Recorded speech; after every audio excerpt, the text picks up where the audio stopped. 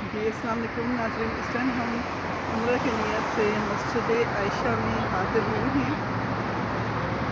अल्लाह ताला हमारा ये उम्रा कबूल फरमाए और हमें अच्छे से अदा करने की तौफ़ीक अता करें।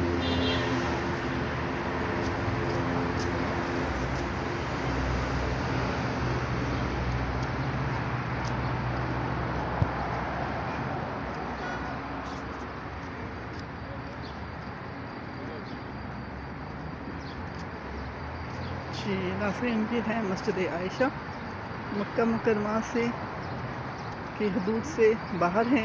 यहाँ से भी तवाफ़ किया जा सकता है। ये भी मीकात है।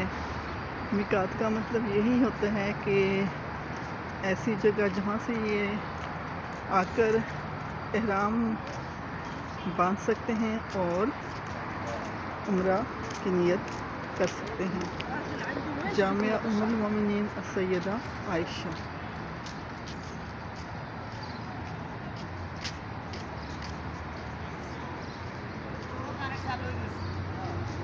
जी आप देख रहे हैं यहाँ काफ़ी लोग अभी मौजूद हैं। अभी हम सुबह ही हाज़िर में नमाज़ पढ़ने के बाद बस हम रवाना हुए।